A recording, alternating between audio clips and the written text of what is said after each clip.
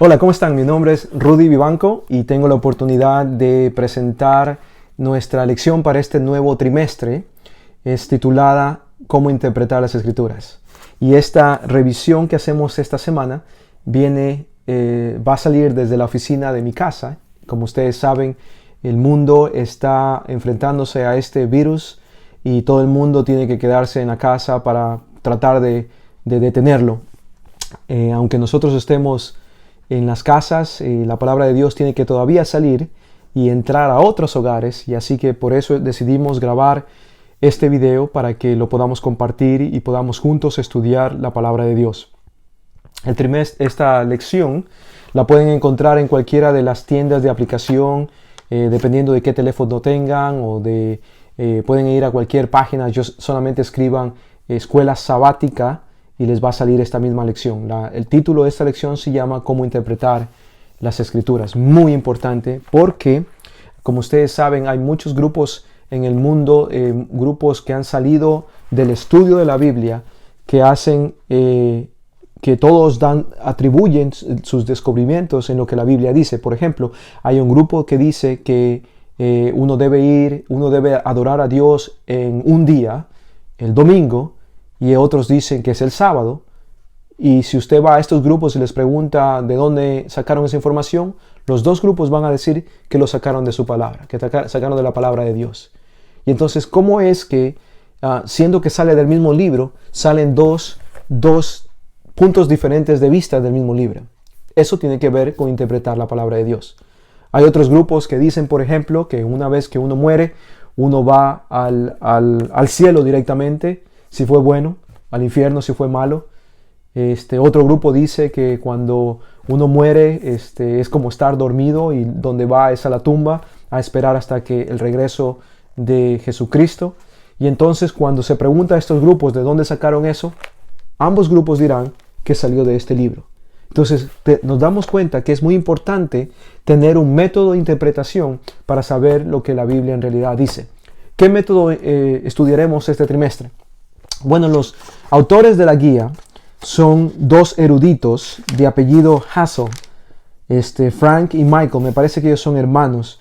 Uno es director asociado del Instituto de Investigaciones Bíblicas, y el otro es un profesor de la Universidad de Southern, y además director del Instituto de Arqueología. Son personas muy educadas que nos van a ayudar a ver este método. ¿Y cuál es el método? El método es que vamos a estudiar durante este trimestre los métodos que los escritores del Nuevo Testamento utilizaron para explicar la Biblia.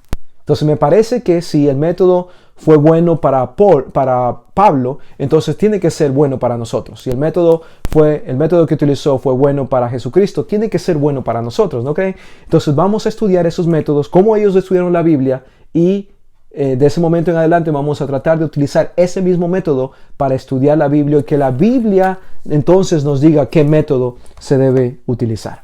¿Ok? Vamos a orar juntos y entraremos en el estudio para esta mañana, esta tarde o esta noche, donde quiera que lo estén viendo. Vamos a orar juntos. Padre Santo, agradecemos por el privilegio que tenemos de estudiar tu palabra juntos. Te rogamos, Señor, que bendigas este estudio y nos permitas tener una conexión a pesar de la distancia, especialmente ahora que hablamos de distancia social. Padre, que tu Espíritu Santo nos una espiritualmente, que la distancia social y física no refleje nuestra cercanía espiritual. Primeramente llegamos a ti, y por favor acércanos entre nosotros a través de tu palabra, a través de tu Espíritu Santo. Bendícenos, Señor, y permítanos escuchar tu voz. Es nuestra oración en el nombre de Jesucristo. Amén. El Salmo 119, versículo 105, es donde esta lección de esta semana está basado. Y es muy, muy importante que vayamos allá y nos demos cuenta de lo que dice allí. Salmo 119, 105. Les voy a dar un poquito de tiempo para que lo busquen y lo encuentren conmigo y lo estudien conmigo. Salmo 119 y 105. Espero que lo hayan encontrado ya. Esto es lo que la palabra de Dios dice. Lámpara es a mis pies tu palabra y lumbrera a mi camino. Hablando de la palabra de Dios, el salmista dice, lámpara es a mis pies tu palabra y lumbrera a mi camino. Ustedes pueden ver un paralelismo que se llama en la Biblia y simplemente hace una comparación de la palabra de Dios, de la Biblia, con una lámpara. Recuerden que las personas que escribieron estos libros son personas que vivieron básicamente, especialmente en el Antiguo Testamento, personas que vivieron en el campo. Y si alguna vez usted ha caminado en una finca, en una hacienda, en el campo en la noche, sabrá que lo menos que hay es claridad, hay luz. Entonces imagínense en medio de la oscuridad es tener una linterna o una lámpara.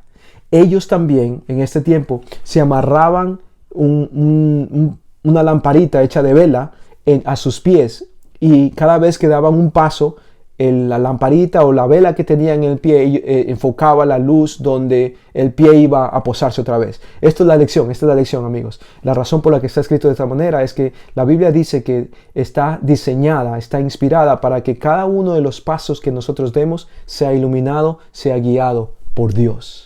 Cada uno de nuestros pasos. No estamos a ciegas. Incluso cuando este mundo se vuelva lo más oscuro que usted se vaya a volver, nosotros tenemos siempre palabra segura. Tenemos siempre luz para que alumbre nuestro camino. La palabra de Dios.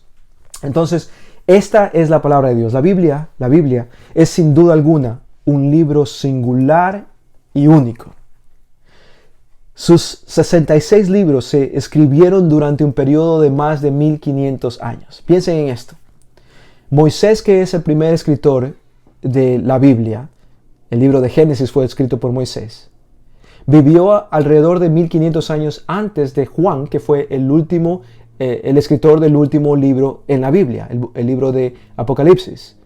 1500 años, estos dos escritores nunca se encontraron, nunca se reunieron, nunca planearon escribir cosas en armonía. Sin embargo, cuando usted compara los dos libros, se va a dar cuenta que esto es una unidad. Entonces, gente viviendo en diferentes generaciones, diferentes edades, diferentes tradiciones, costumbres, todo diferente, sin embargo, escriben lo mismo o acerca de lo mismo. Esto simplemente nos dice de que hay una mente o hubo una mente superior a esto, por encima de estos dos escritores, que los inspiró y los guió para que escribieran lo que escribieron. Estos libros fueron redactados, los 66 libros, fueron redactados por unos 40 autores con poca o ninguna relación entre ellos. Muchos de ellos vivieron muchos años aparte, como separados, así como Moisés y Juan. De todos los libros de la antigüedad, consideren esto. La Biblia es el libro del que se conservan más manuscritos. Manuscritos son los originales que fueron escritos por los autores principales o que fueron copias hechas de los libros originales, hechas en el mismo tiempo que los libros originales fueron escritos. Se han encontrado 24,600 manuscritos de la Biblia. No hay otro libro en existencia, sobre todo religioso, sacro, como lo es la Biblia, que tenga tantos manuscritos. Este libro, la Biblia, fue el primero en ser traducido a otros idiomas. Y es el primero en ser, también fue el primero en ser impreso por la empresa de Gutenberg.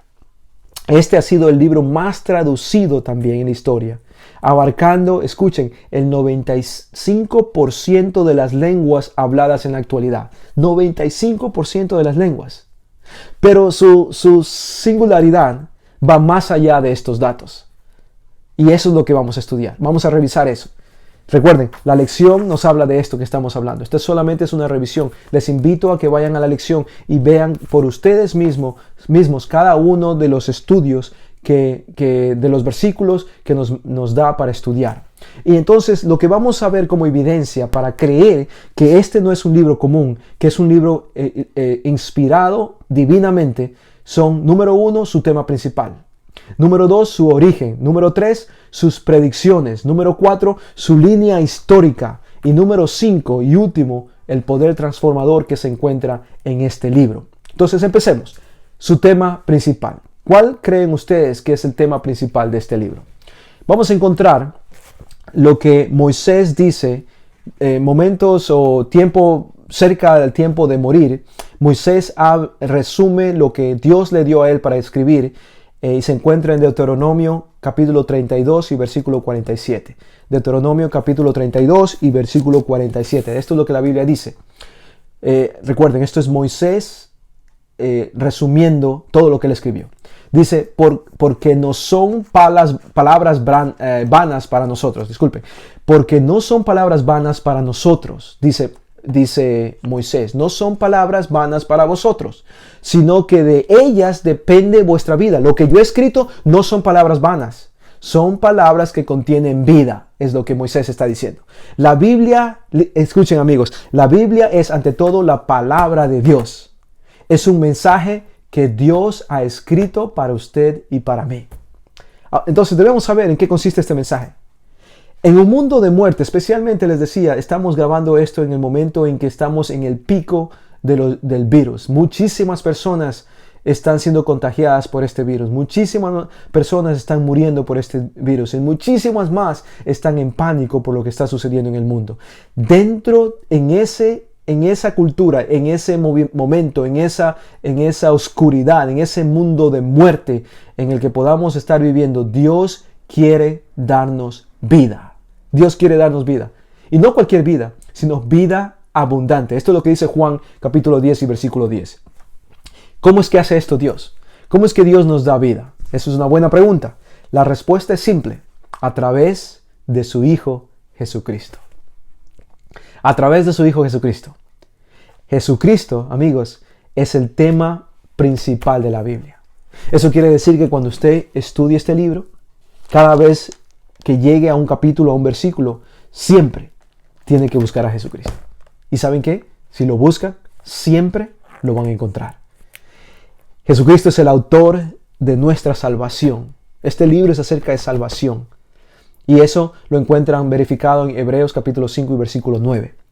El Antiguo Testamento, recuerden, la Biblia está dividida en dos testamentos, el Antiguo Testamento y el Nuevo Testamento. El Antiguo Testamento habla del Mesías que tiene que venir, el Nuevo Testamento habla del Mesías que ya vino y que va a volver. La división entre el Antiguo y el Nuevo Testamento es la cruz. Imagínense una cruz que divide esos dos testamentos. Y entonces el Antiguo Testamento lo anuncia al Mesías y el Nuevo Testamento lo presenta. Ambos testamentos proclaman su poder redentor, el poder redentor de Jesucristo, y anuncian el futuro glorioso que ha preparado Jesucristo para nosotros. Eso es lo que la Biblia es. Entonces, donde quiera que vayamos, tenemos que buscar por esto. ¿Dónde está Jesucristo aquí? ¿Dónde están sus promesas? ¿Dónde está su poder de redención? ¿Dónde está eso? Así que, ¿qué hago cuando estudio la Biblia? La Biblia dice que Dios espera que aceptes a Jesús.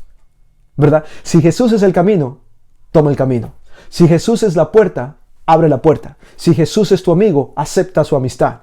Entonces tenemos que nosotros aceptar a Jesucristo como nuestro Salvador. Nuestro Señor espera de nosotros que seamos fieles a su palabra y espera de nosotros que proclamemos su palabra. Él espera que tú lo aceptes a Jesús, a su Hijo, como tu Salvador. Espera que seas fiel a lo que Él te dice y espera que ayudes a otros a entender lo que Él te ha dicho a ti. Déjenme leerles, este es de un librito muy, muy bueno, se lo recomiendo, se llama El Camino a Cristo, es la página 88, Camino a Cristo. El Señor Jesús dijo de las Escrituras del Antiguo Testamento, y cuánto más cierto es esto acerca del Nuevo. Esto es lo que dijo.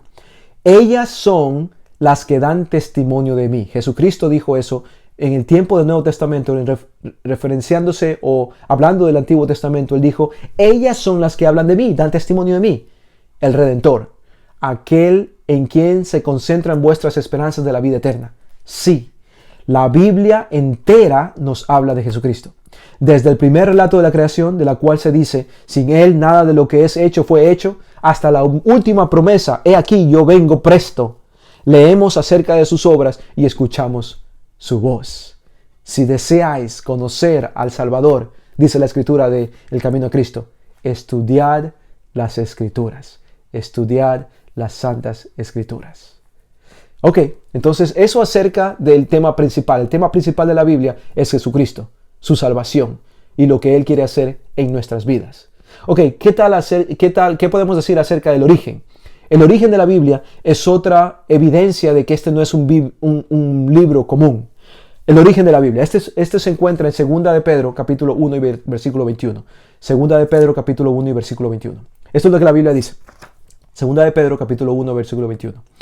Porque nunca la profecía fue traída por voluntad humana, sino que los santos hombres de Dios hablaron siendo inspirados por el Espíritu Santo. ¿Escucharon? Nunca Dios ha hecho algo sin decirle a sus hijos los profetas. Entonces, si usted quiere saber qué es lo que Dios tiene planeado para su vida, ¿dónde tiene que ir? A los profetas. Leer lo que Dios nunca le va a revelar algo a usted que no haya revelado antes. Dios nunca le va a decir algo a usted que contradiga lo que ya Dios había dicho antes. La palabra de Dios es confiable, su origen lo demuestra así. Decíamos que Dios inspiró a más de 40 escritores para que escribieran esta Biblia, 66 libros, ¿verdad? Y cada uno de esos escritores, no solamente que no vivieron en la misma época, muchos de ellos, sino que además eran de diferentes estratos sociales. Por ejemplo, la lección nos da diferentes ejemplos. Vamos a ver esos ejemplos. Moisés, por ejemplo. Moisés, el primer escritor de la Biblia. Él era entrenado para ser un dirigente político. Él era entrenado para ser un dirigente militar. Y fue un profeta de Dios. Amós, uno de los profetas menores, él era un ganadero y un recolector, diferente a Moisés. Samuel y Jeremías, ambos fueron jóvenes y ambos fueron sacerdotes. David y Salomón, ambos fueron reyes y ellos ambos fueron inspirados por Dios. Ezequiel y Daniel, ambos escribieron desde el exilio. Mateo, ahora en el Nuevo Testamento, uno de los autores del Nuevo Testamento, Mateo, él era un cobrador de impuestos, ¿verdad? Si ven la diferencia, Moisés, Amós, Samuel y Jeremías, David y Salomón, Ezequiel y Daniel, todos en diferentes estratos de educación de la sociedad. Mateo y luego Pablo. Pablo escribió un poco más de la mitad del Nuevo Testamento. Una persona muy preparada, muy educada. Él era un erudito fariseo y era además un viajero incansable. Ustedes en el Nuevo Testamento lo van a ver que un día estaba en este lugar y al siguiente día estaba en otro. Todo el tiempo viajando, proclamando el Evangelio. Juan, que es considerado el último escritor de la Biblia, él escribe el último libro de la Biblia, Apocalipsis, cuando ya era anciano y estaba en prisión en una isla. Diferentes ambientes. Y luego vemos Lucas, era un doctor, era historiador y además era pagano. Y esta persona fue utilizada también para revelar los mensajes inspiradores de Dios. Y finalmente tenemos el ejemplo de Pedro. Y Pedro era simplemente un pescador. ¿Se dan cuenta las diferencias, los distintos oficios, las distintas edades, los distintos niveles culturales, las distintas nacionalidades, las distintas circunstancias que cada uno de estos escritores tenía?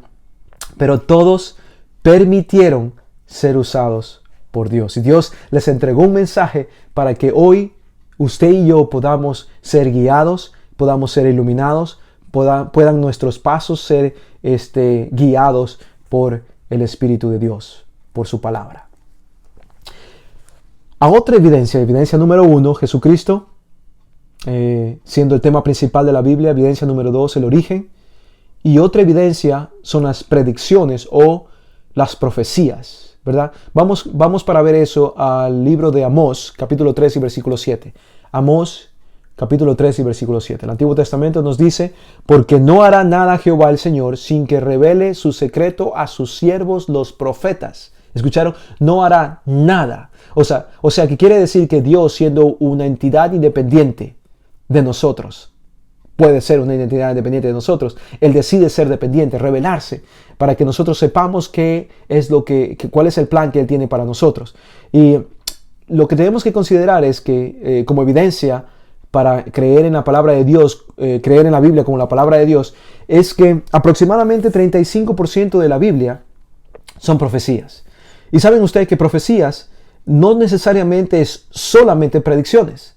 Profecías tienen que ver principalmente con la proclamación del mensaje de Dios, ¿verdad? Pero muchas veces esa proclamación fue dada antes de que sucediera. Y entonces se dan las predicciones. Y entonces la Biblia contiene de esas alrededor de 35%.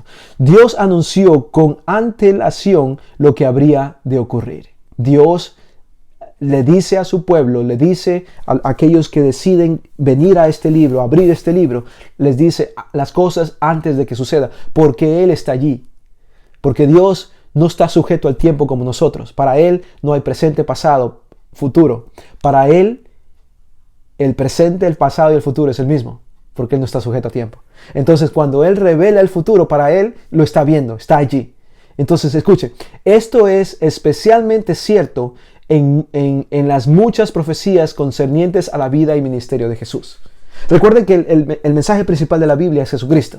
Y entonces, en el Antiguo Testamento, hay muchas, indirectas, más de 300 profecías que declaran que el Mesías era de venir. Y cuando el Mesías viene, cumple cada una, sin fallar una. Cada una de esas muchas profecías son cumplidas en la vida y el ministerio de Jesucristo.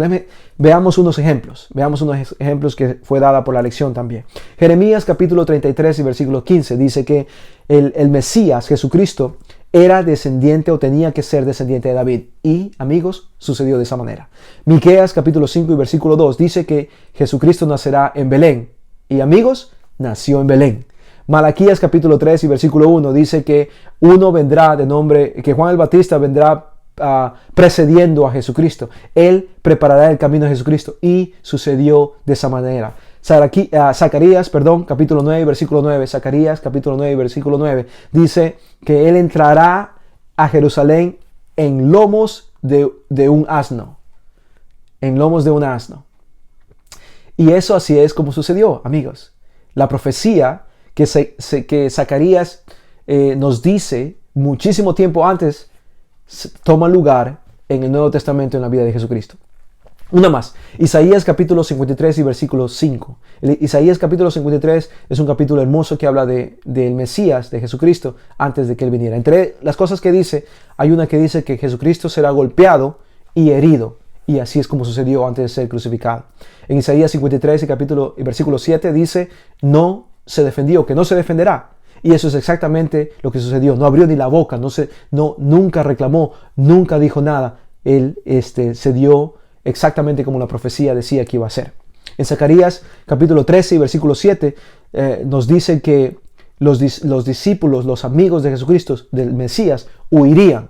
Y eso es exactamente lo que pasó cuando Jesucristo estaba a punto de ser crucificado. En el Salmo 22 y versículo 17, vemos que el salmista nos dice que sus manos, las manos de Jesucristo, del Mesías, serán clavadas y sus pies serán clavados. Y eso es exactamente lo que pasó en la cruz. En el Salmo 22 y versículo 18 encontramos que dice el salmista que se van a repartir las ropas del Mesías. Y eso es exactamente lo que sucede con Jesús. Los soldados apostaron incluso para ganarse las ropas de Jesucristo. En Isaías 53, versículo 9 dice que fue o será sepultado entre ricos. Y eso es exactamente lo que sucedió, porque Jesucristo no había una tumba para Jesucristo. Así que alguien de dinero donó esa tumba, le dio esa tumba a Jesucristo y Él fue entonces enterrado en una tumba que era designada para ricos. Se cumplió la profecía a cada punto de la profecía. El Salmo 16, versículo 10 dice, su cuerpo no se corrompió. Y eso fue exactamente lo que sucedió, amigos. Jesucristo resucitó antes de que su cuerpo viera corrupción. En Oseas capítulo 6 y versículo 2 dice que Jesucristo resucitará el tercer día. Y eso fue exactamente lo que sucedió. Al tercer día. El primer día fue el último día de la semana. Y por eso le decimos San Viernes, ¿verdad? El día Viernes Santo. Y de ahí, después del Viernes Santo, viene el último día de la semana.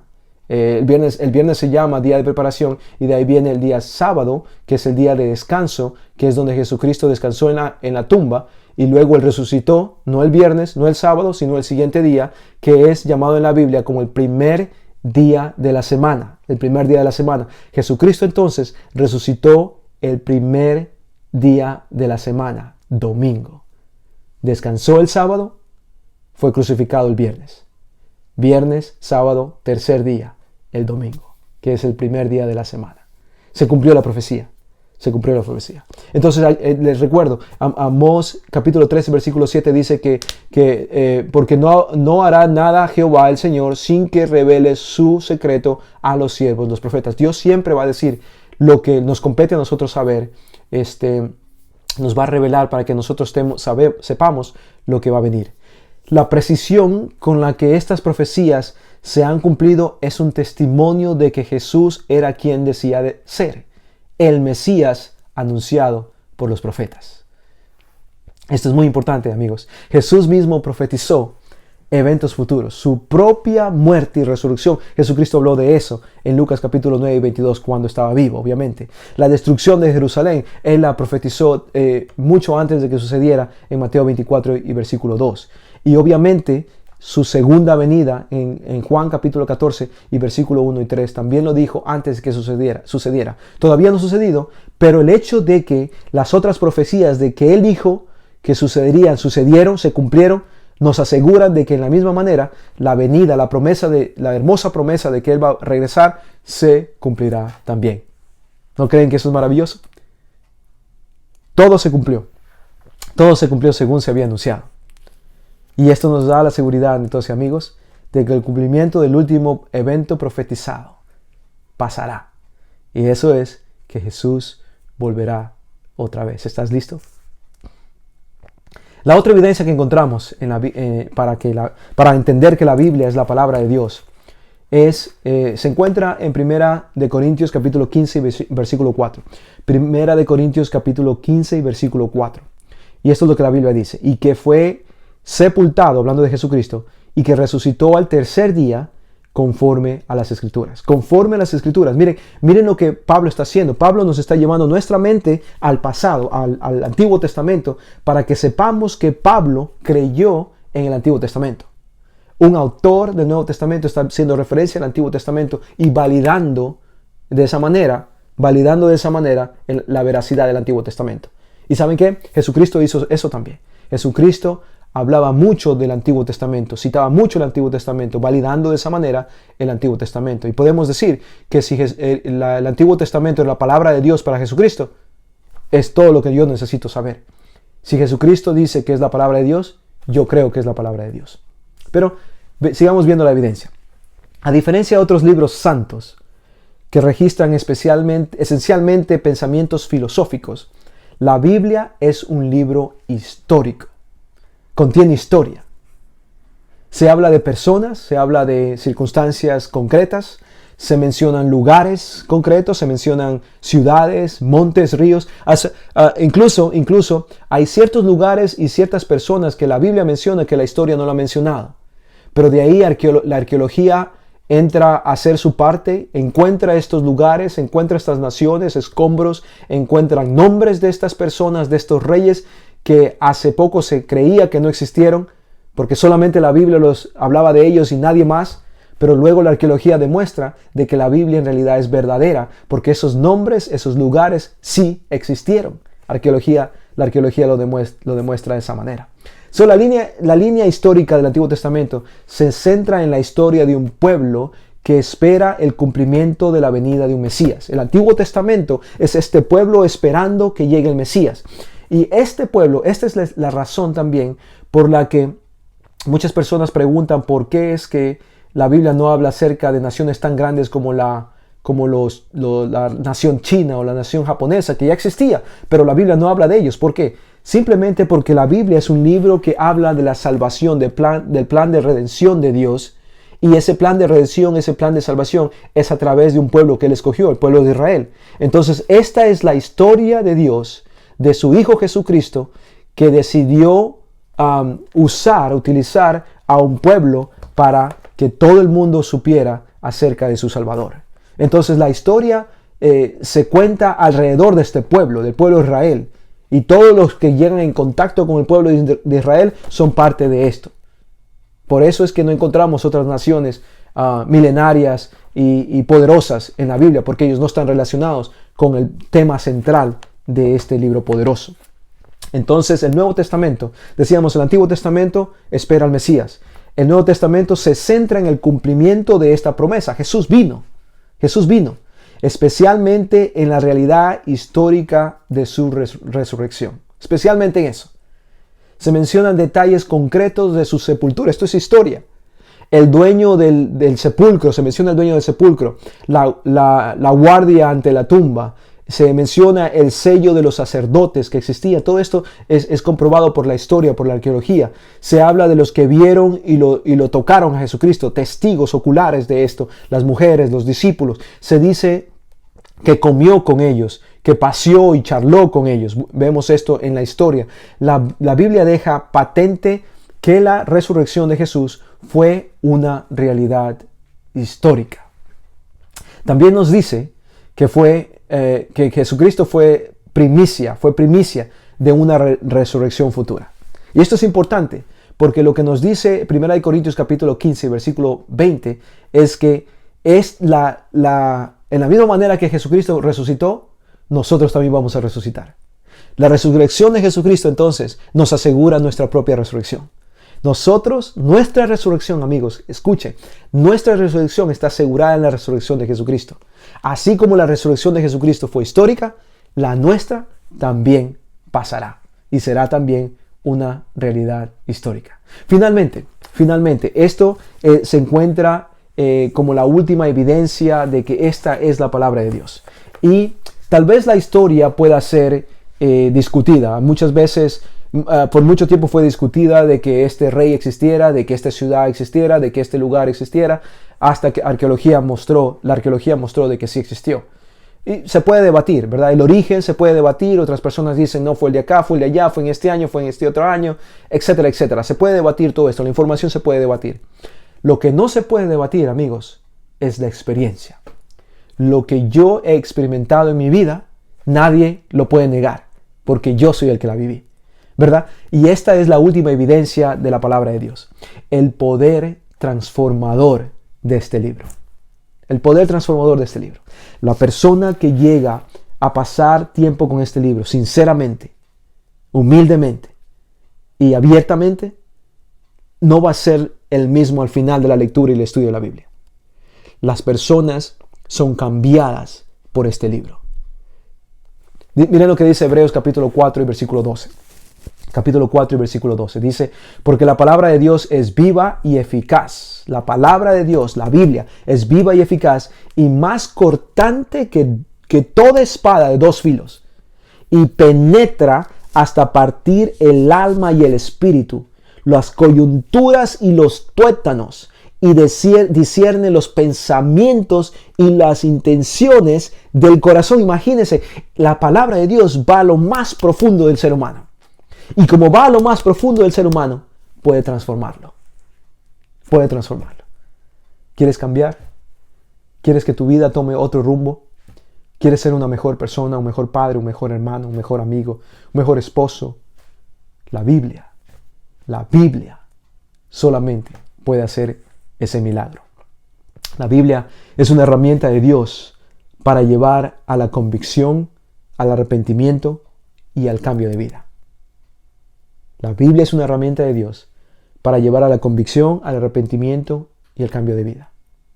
Porque transforma personas, transforma familias, transforma naciones enteras. Un buen ejemplo bíblico de este poder transformador. Les voy a dar un ejemplo bíblico y les voy a dar un ejemplo práctico. El ejemplo bíblico está en 2 de Reyes, capítulo 22, versículos 3 al 20.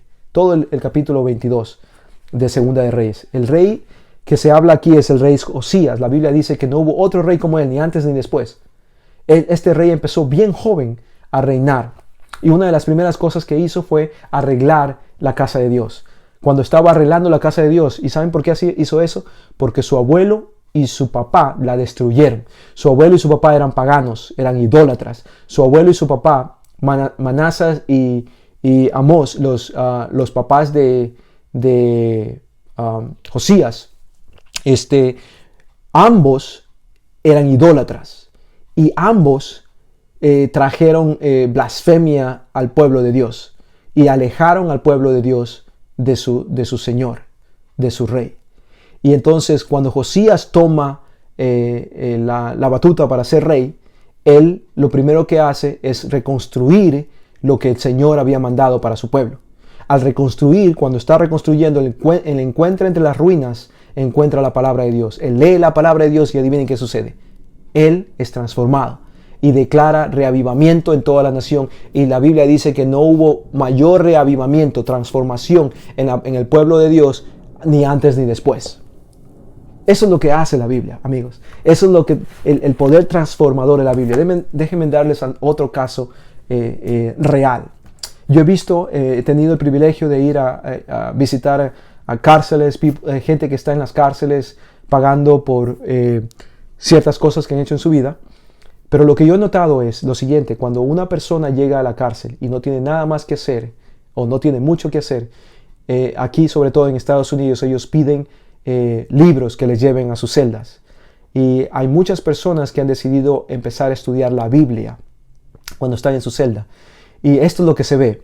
Las personas que empiezan a estudiar la Biblia durante los años que están allá adentro no son las mismas personas que salen al final de cumplir sus años en la cárcel. Son totalmente transformados por la palabra de Dios. Estamos hablando de asesinos, de ladrones, de criminales que son transformados por la palabra de Dios. Ese es el poder de la Biblia. ¿Saben por qué? Porque el mismo Espíritu Santo que inspiró a estos escritores es el mismo Espíritu Santo que inspira al lector, a usted y a mí. Este es uno de los rasgos más característicos de la singularidad de la Biblia, su poder transformador. Miles de vidas transformadas dan testimonio de que la Biblia es lo que dice ser la palabra revelada de Dios. Queridos amigos, los invito a pasar más tiempo con la Biblia. Los invito a estudiar la Biblia. Estos son tiempos donde nosotros tenemos que acercarnos a Dios. Y no hay mejor forma de acercarnos a Dios que a través de la oración y a través de la palabra de Dios.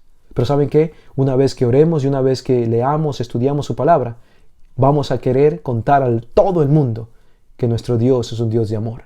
Les voy a terminar nuestra cita de hoy leyendo una cita que viene del Ministerio de Curación, un hermoso libro también que les recomiendo. El Ministerio de Curación, página 364. Y esto es lo que dice esta lectura. Dice: la Biblia entera es una revelación de la gloria de Dios en Cristo. La Biblia entera, aceptada, creída y obedecida, constituye el gran instrumento para la transformación del carácter. ¿Cómo quiere cambiar su carácter? Acepte la palabra, lea la palabra de Dios, acéptela, crea y obedézcala, y su carácter será cambiado. Él es el gran estímulo, la fuerza que constriñe, que vivifica las facultades físicas, mentales y espirituales, y encausa debidamente la vida. ¿Escucharon? No solamente nos cambia físicamente, no solamente nos cambia mentalmente, pero también nos cambia espiritualmente. Y cuando todas las facetas de nuestro ser son cambiadas, el producto final es una diferente persona. Ese es el poder transformador de la Biblia. Y ese es el cambio que Dios quiere hacer. ¿Por qué? Porque el carácter suyo, lo que usted es, su carácter, su personalidad, es todo lo que llevará a la vida eterna. Prepárese hoy. Prepárese hoy. Entregue su vida a Dios hoy. Porque Él quiere moldearlo de tal manera que al llegar a la eternidad, usted sienta como que por fin llegó a casa. Que Dios lo bendiga y que pueda continuar caminando de su mano. Vamos a orar. Padre Santo, rogamos tu bendición y pedimos tu compañía. Danos a tu Espíritu Santo y permítenos, Señor, reconocer que Jesucristo es nuestro Salvador. Aceptamos su salvación y te pedimos, Señor, en el nombre de Jesús, que nos continúes acompañando, nos continúes bendiciendo, protegiendo, sanando y sobre todo, Padre, nos continúes mostrando el camino hacia la eternidad. Pedimos todo esto, Señor, en el dulce nombre de Jesucristo, nuestro Salvador y Señor.